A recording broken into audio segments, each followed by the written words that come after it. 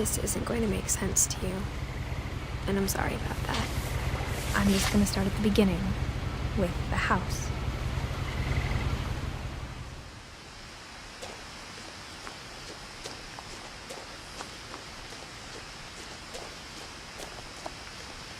I lived here until I was 11, but I wasn't allowed inside half the rooms.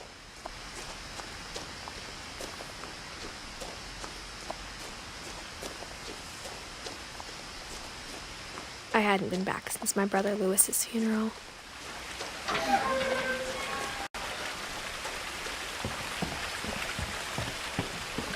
In her will, my mother left me a key but didn't tell me what it unlocked. Maybe she thought I'd know. Or she thought that the mystery would be enough to bring me back.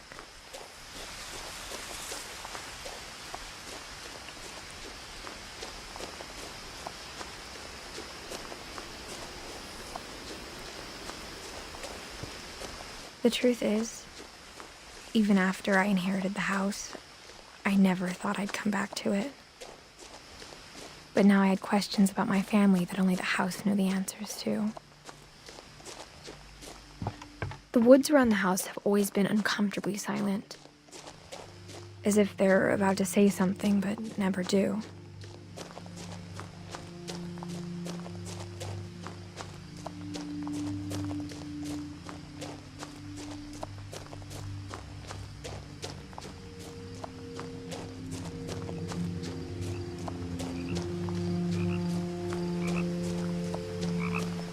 The house was exactly like I remembered it, the way I'd been dreaming about it. As a child, the house made me uncomfortable in a way I couldn't put into words. Now, as a 17-year-old, I knew exactly what those words were. I was afraid of the house.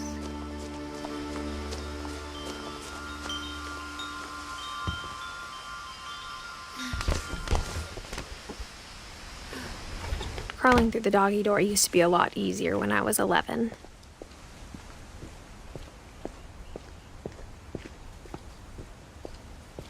For the first time in years, I felt like I was home. Nothing in the house looked abnormal. There was just too much of it, like a smile with too many teeth. After Milton disappeared, Mom sealed up all the bedrooms. Then Edie retaliated and drilled peepholes. I spent a lot of time playing in Great Uncle Walter's room. Lewis told me there were secret passages, but I never believed him.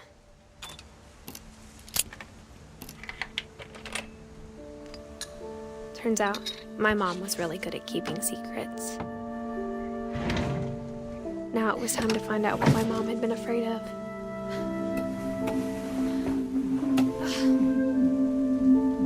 Reading this, maybe it sounds like I had a plan, but I had no idea what was behind that door. Just like I had no idea where all this was gonna lead.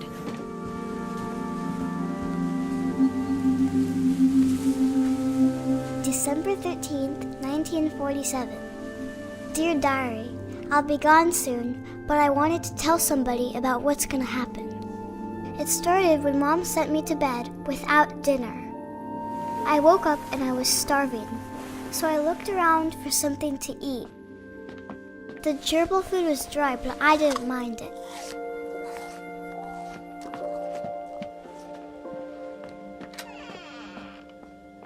I kept eating and eating.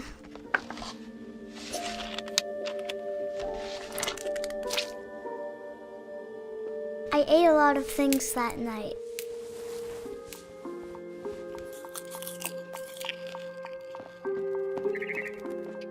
Then I heard chirping outside my window. It was a barn swallow going back to her nest. I reached out for her.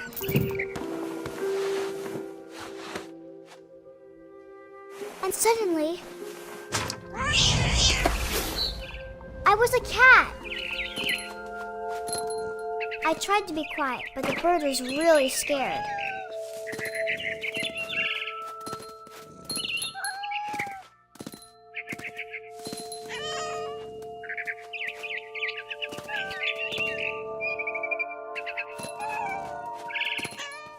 I jumped and I almost got her.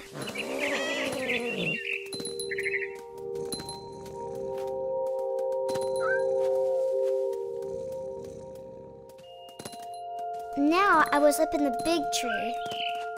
I promised Dad I wouldn't climb it anymore.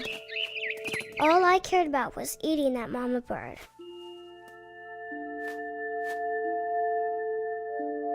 I gobbled her up.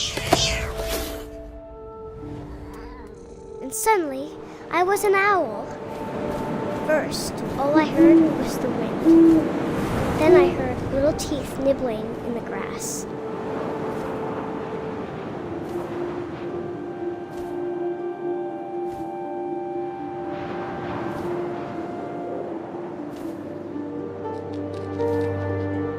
Rabbits.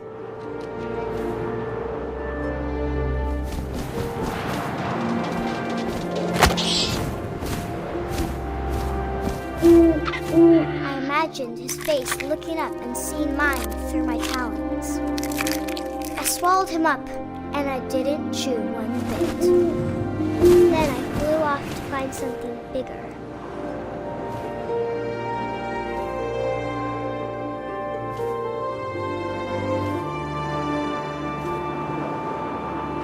A mama rabbit.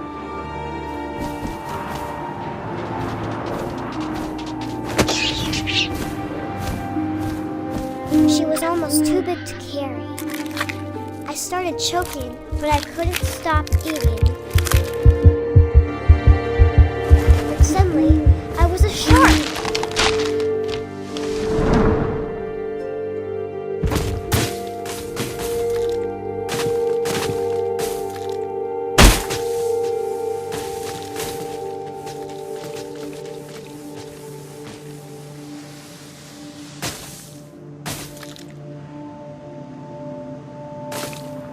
I rolled off a cliff and into the ocean. Now, I was hungrier than ever. I wanted fat, juicy seals.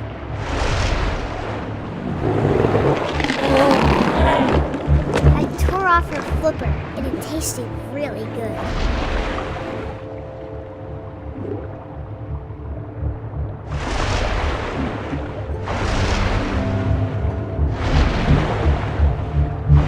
Grabbed on tight, but I was so hungry, I jumped out of the water.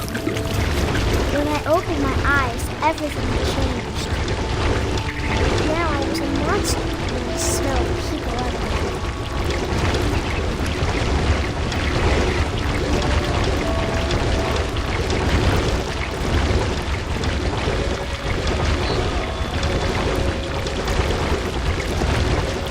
I was big, and I moved real quiet.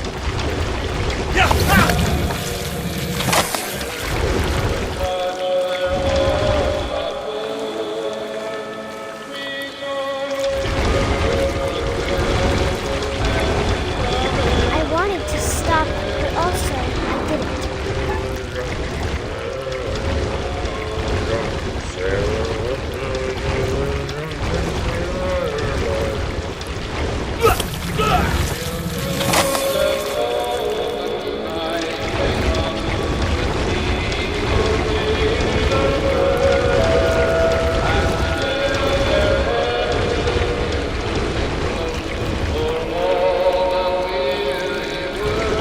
After the last passenger, I was still hungry. And across the water, I smelled something new. Something I had to have, so I swam towards it. I slithered onto the sand, and the good smell went into an old pipe.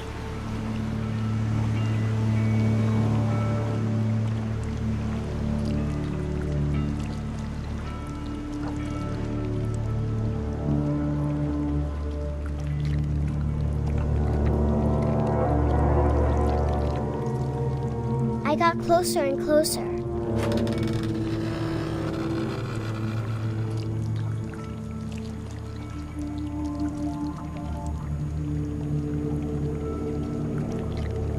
All of my stomach started growling.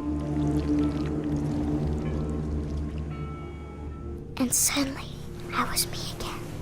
I held my breath for a long time, but I couldn't hear anything. I think it's waiting for me to fall asleep. But it's not going to wait much longer. It needs to feed, and we both know I will be delicious.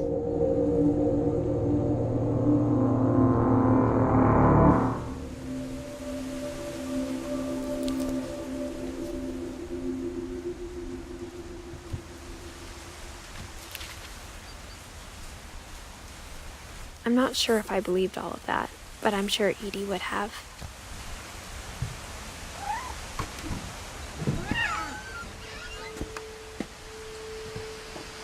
This will be obvious later, but my mom never told me any of these stories.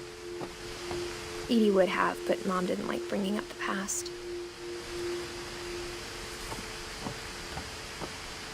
Though, when we adopted a stray kitten, she was the one who named it Molly. I spent a lot of time in Great-Grandma Edie's room. Even in her 90s. Sometimes Edie seemed a lot younger than my mother. The only trace Grandpa Sam's first wife, Kay, left on the house was the pink bathroom.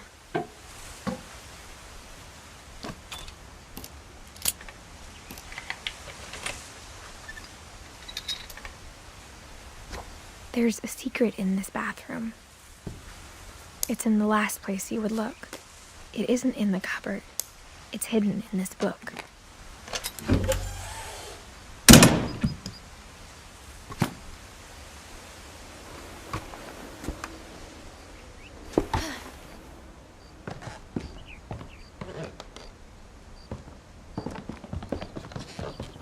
From the paintings on the wall, it was clear my brother Milton had been here before me.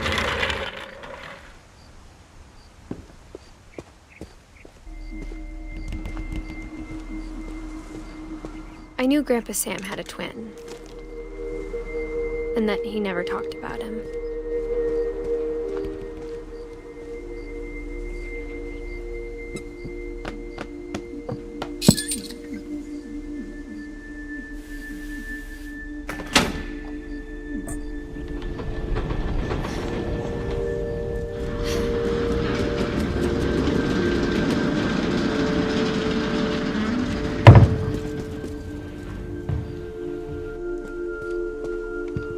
The passages were a pretty tight fit.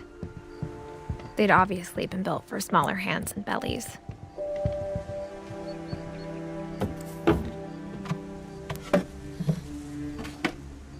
Growing up, I always thought of Barbara as a child star.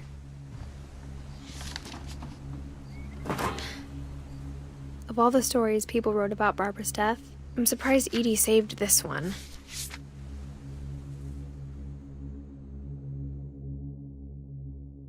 Old Jack here with another ghastly tale inspired by America's most unfortunate family. I'm calling it The Surprise Ending of Barbara Finch.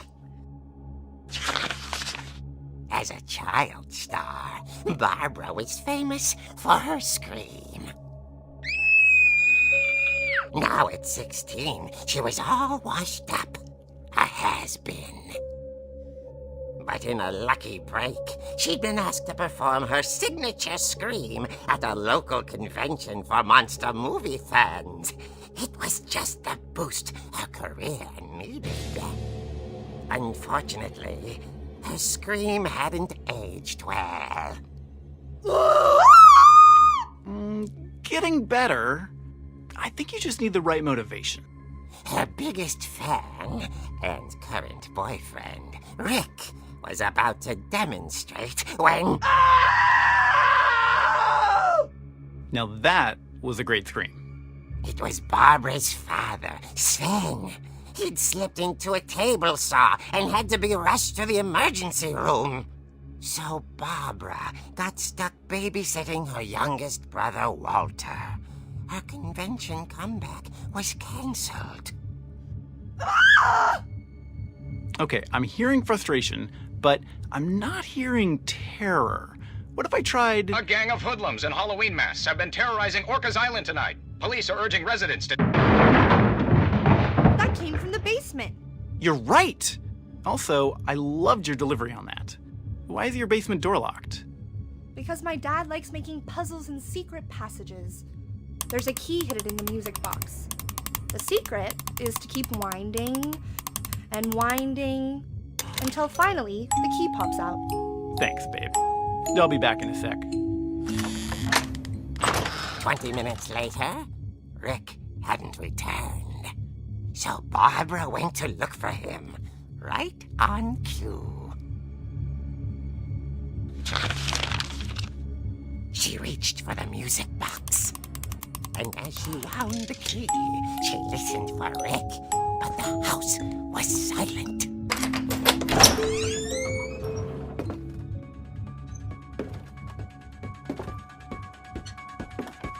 She found Rick's crutch and imagined the worst.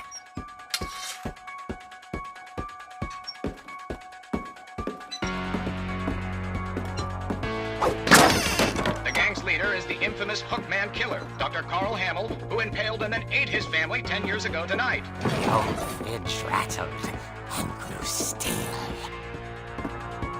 Oh dear! Oh! Rick? Barb, relax. I was just trying to scare you to help you find your scream. Well, I'm not scared, Rick. I'm furious. Then act furious. All I'm getting from you now is that you're hurt and confused and She threw him out, but she kept a little something to remember him by. Barb, have you seen my other crutch? And she was still holding it when she fell asleep watching the Late Late Picture Show. Hours later... Barbara! Walter, what's going on up there? Ah! Okay, I'm coming up, but if this is a trick, you're dead, Walter.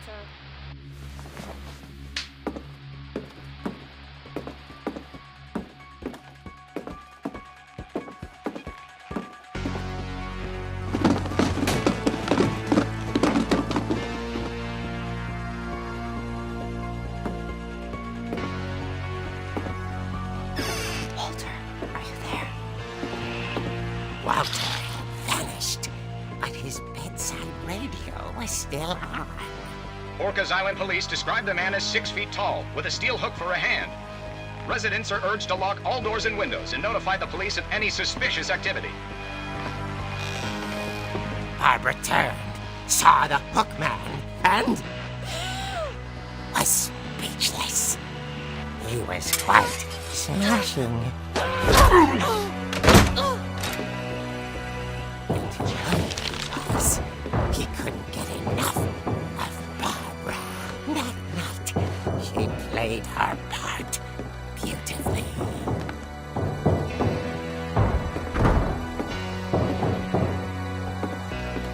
Molly's door hadn't been opened in years. The hinges groaned.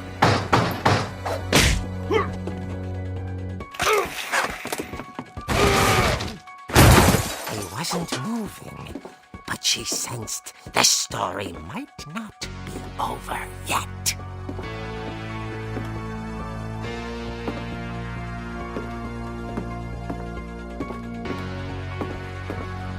The Hookman had vanished. She listened for his breathing, but all she heard was... At the door, she heard whispering. It was coming from inside the house.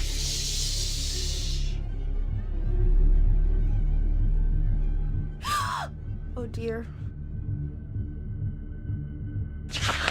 The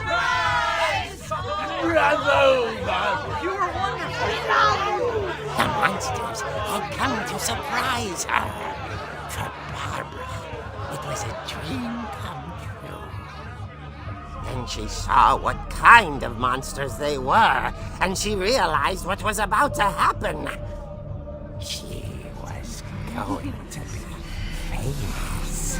And with her final breath, Barbara Finch gave the performance of her life.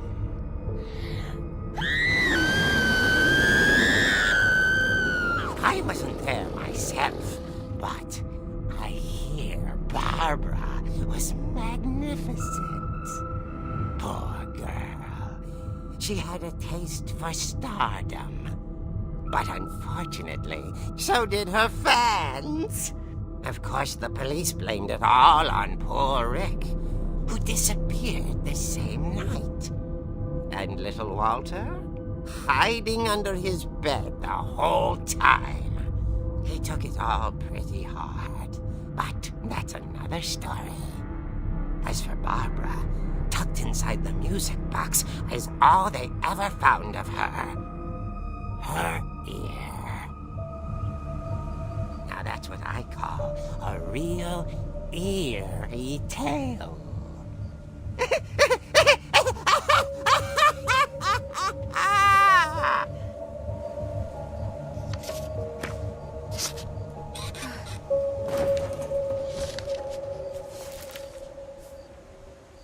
Edie told me all Barbara wanted was to be remembered, as absurd as that comic was. Maybe what Edie saw was a happy ending.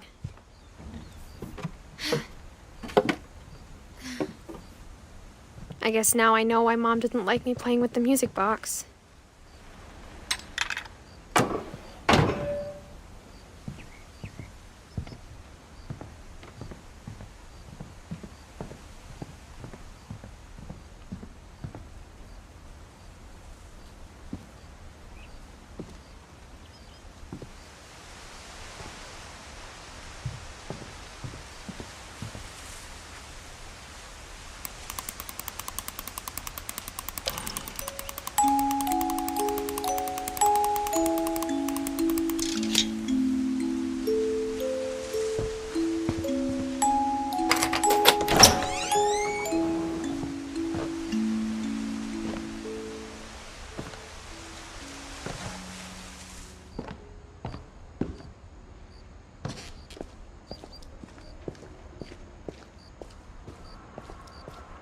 I saw Edie sneak down to the basement once, carrying packages. I thought maybe she was hiding presents. It turned out she was hiding a lot more than that.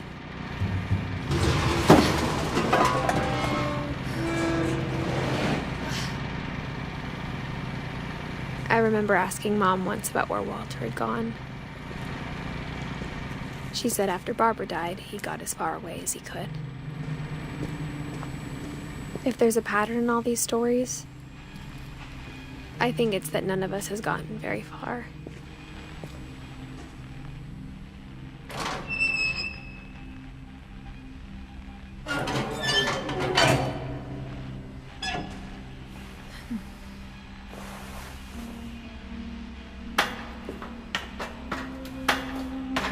Maybe she was afraid I'd end up like Walter. But if she never told me about an uncle under the house, I can only imagine what else she was hiding. I don't want to make the same mistakes she made, trying to bury something that's still alive.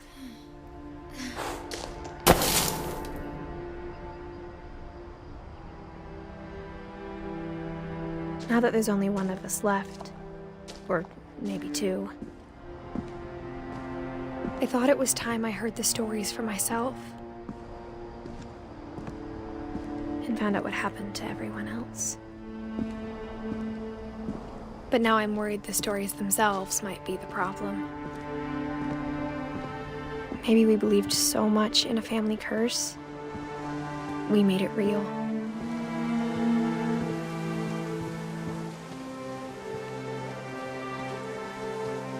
I don't know if I should even be writing this.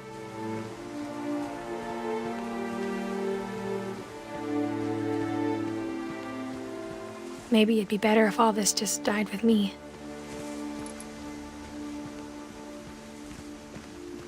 But I thought you should know about your family. And the history you're a part of. Though to be honest, I feel as lost as you probably do right now.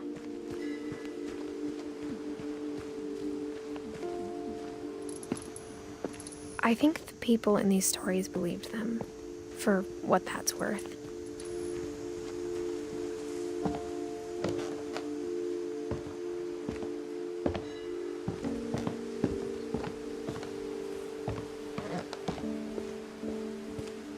you look at the house, that history of imagination and stubbornness and madness, any of it seems possible.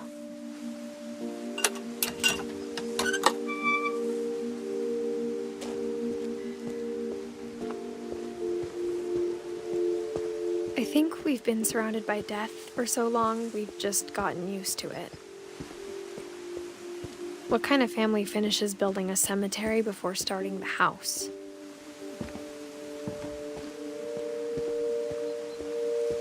It's embarrassing for me to admit this, but The pet cemetery made me more uncomfortable than the human one. 3 of the gerbils were mine, and 2 had been my fault. Sven built the house, but it was Edie who designed the cemetery. I'm sure Odin's monument had been Edie's idea. My mom was always trying to move on, but for Edie, the past never went away.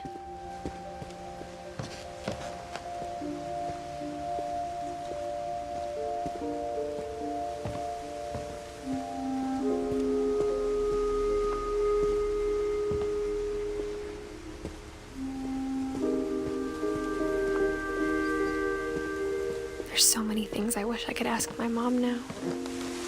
Part of me thinks this is what she wanted all along. For me to come back someday and find everything out for myself.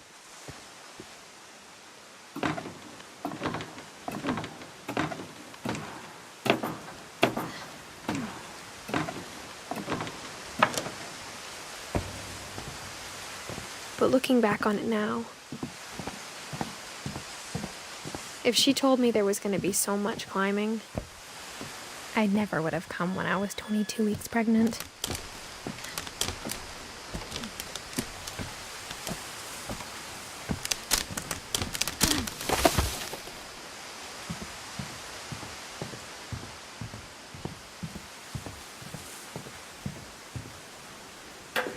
I never met Grandpa Sam, but I think he and my mom had a lot in common.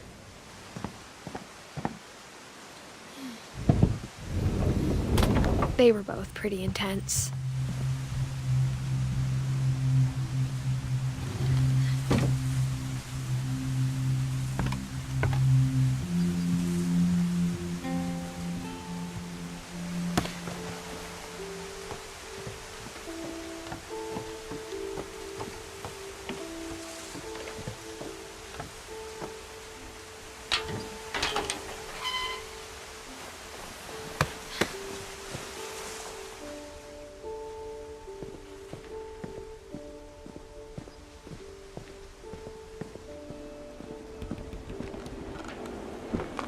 My mom moved up to the loft after her brothers died. At the time, it was as far away as she could get.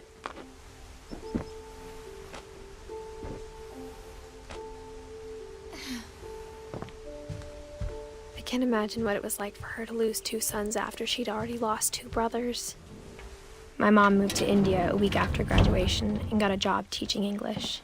Louis was born a year later. When my dad died, I don't think Mom knew where else to go. I'm sure Edie was happy to have her back. The house had to get a little bigger, but Edie was used to that. And for a while, things were good. Almost normal, but it didn't last.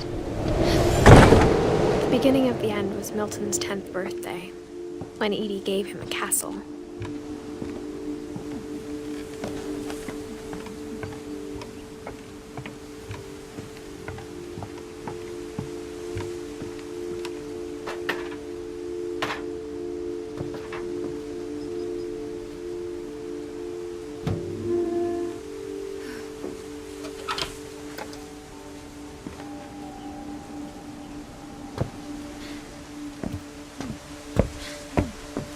Louis's room smelled very, very familiar. That part of him lived on.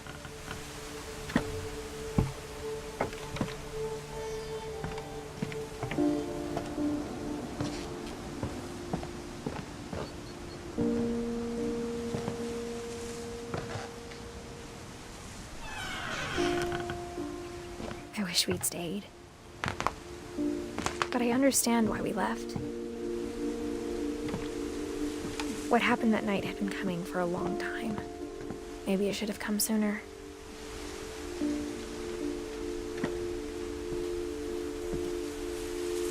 But it had to end one way or another. All that's left now is to tell you about that last night.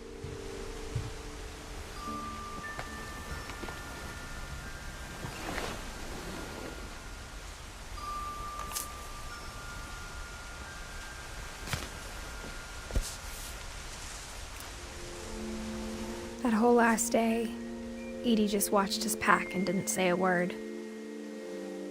Until supper, when she raised her glass and said, "To our final night together, and all our final nights apart." Grandma, you know what I said about alcohol. Some of your medications are very Edith, specific. I left a present for you in the hallway. Why don't you go open it? The grown-ups have to argue now. I'm sorry, you're right. We're all leaving tomorrow. Let's just enjoy our last... I'm not leaving. Edith, you're excused.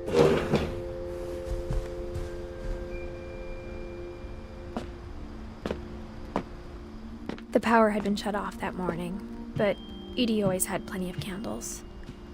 When my mom sealed the library, I don't think she knew about the other entrance, or that Edie had a key to it.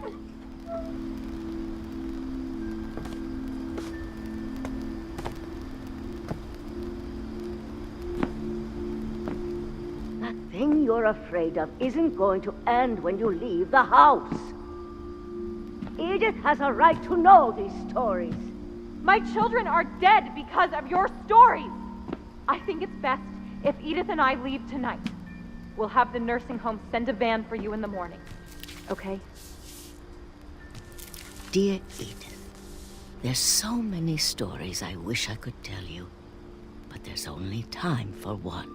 This is about what happened on the night you were born. That night, the tide went way It was the first and last time I ever saw the old house aground. There'd been an earthquake out in the middle of the ocean. They called it the lowest tide in 1,000 years. God, it smelled awful.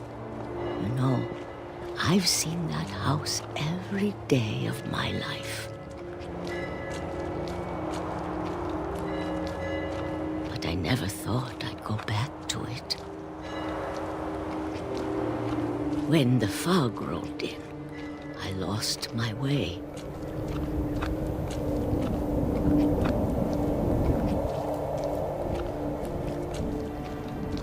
I got turned around.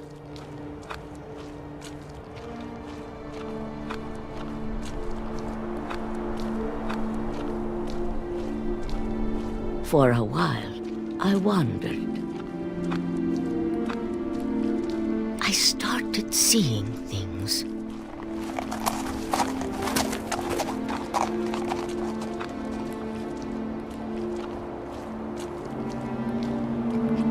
Things I'd forgotten had ever existed.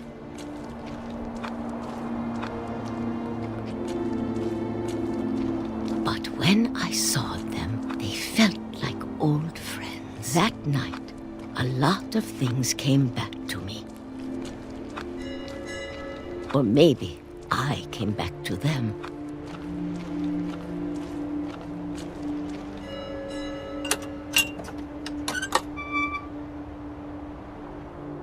Things I can't explain, but that I need you to try and... Edith, what are you doing in here? It's mine! Edith! Mom, you're gonna rip it! Let go! I kicked and screamed, but Mom dragged me to the car. I never saw Great-Grandma Edie again. The next morning, the van came to pick her up, but she was already gone. After that, we moved around a lot.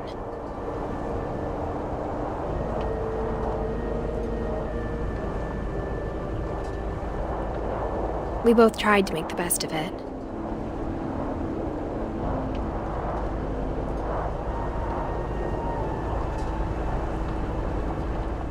A few years went by.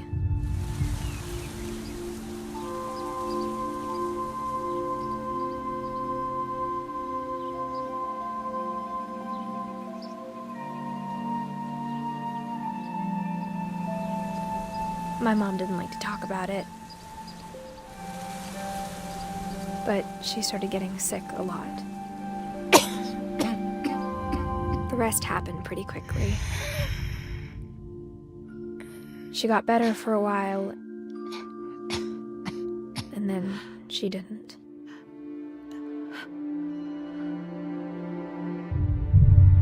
And then I was alone. The last Finch left alive.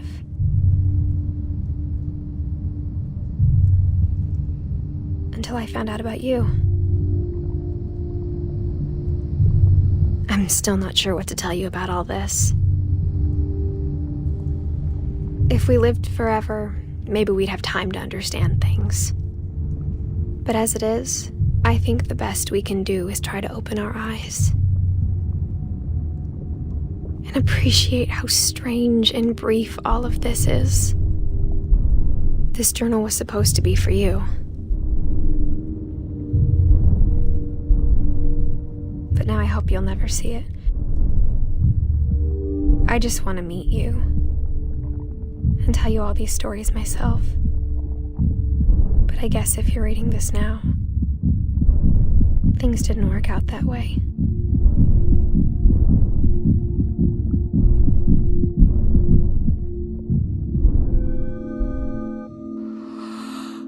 This is where your story begins. I'm sorry I won't be there to see it. It's a lot to ask, but I don't want you to be sad that I'm gone. I want you to be amazed that any of us ever had a chance to be here at all. Good luck.